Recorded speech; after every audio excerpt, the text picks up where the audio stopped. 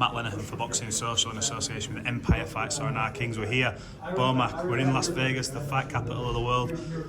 What a week. I know you've got all the boys in camp, Keyshawn in camp, but Steven Nelson, an opportunity this weekend against Diego Pacheco. Such a good fight, both men undefeated, coming into sort of an important part of the career. How excited are you for this, Steven, obviously to get this opportunity on a big stage? Man, I'm ecstatic for Steven at this point of his career to get this shot at this young lion, so the world, so Steven can shock the world, let the world know what Steven's about.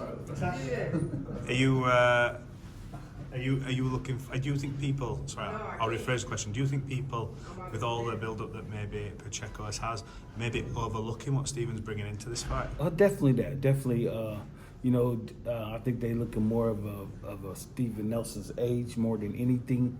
So, but they're not looking at the work he put in to get to where he at now. So, a lot of those guys turned down the fight, and so, but we as a team made the decision, hey, let's go after this kid. I know you can't sit here and give away game plans and go through what's going to happen, but how confident are you that he can impose himself on Diego on Friday, Saturday night? I will tell you this, one thing is it's going to be a tough fight. It's going to be a tough fight, man. But Diego's a really, really great fighter. He's not number one for a reason. He's number one because he's damn good. But, everybody got holes in their games, and then that's our job as a coaching staff to pick those out.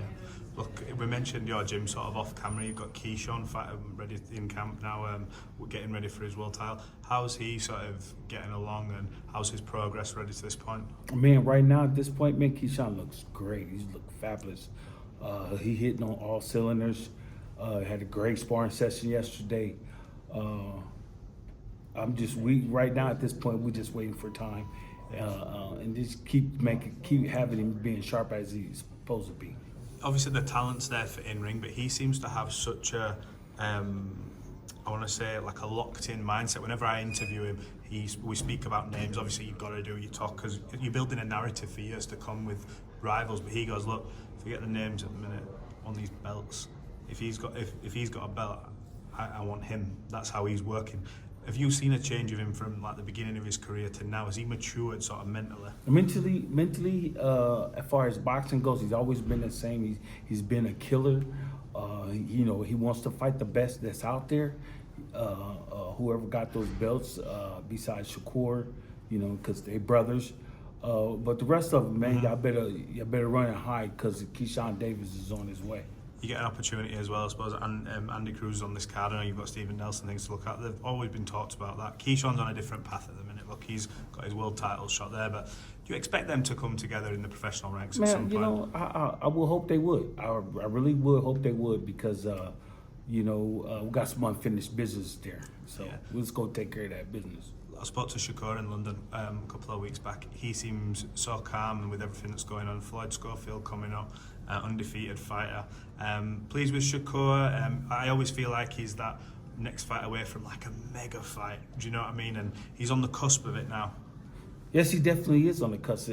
But he got a tough kid coming up. So Schofield is a good fighter, young, up and coming little tiger.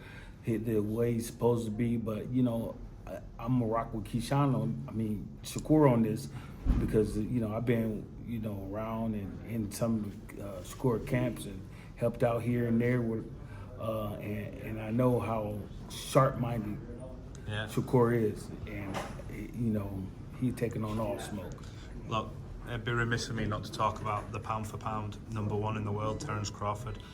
Always making headlines these days. He's cemented his legacy. I think certified Hall of Famer whenever he wraps it up. Stepped up in weight, won another world title last time out. Now they're talking about this fight with Canelo Alvarez. It was interesting to see the comments from Canelo on how he sort of assessed Bud Crawford's career. I almost feel after the Spence fight that was like an exclamation point on everything he's done, maybe from the critics who never gave him credit, but it almost seems like Canelo was downplaying his achievements. What do you make of that? Is that to build a fight? Because it sells itself. Well, I'm gonna tell you like this.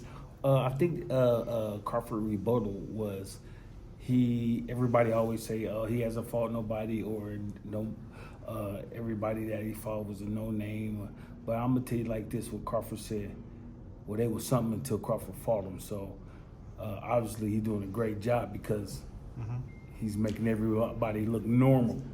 Not everyone, like when they go against Canelo, you know, I don't think there's anyone else in boxing who you would ask and say this is a possible task for. But for Crawford, because of his pound for pound abilities, and apparently no rehydration clause. Am I hearing that right? He wants full smoke at that weight. Let's go, man. That's what Crawford wants. He wants to show the world that he's the best. So, hey, why put stipulations in there when you know that you can be the best? So, let's go test ourselves. Look, I appreciate you taking this time. We don't get to speak all the time, so it's good to get you over here. And maybe we catch up later in fight week. But I appreciate you. Thank you. All right.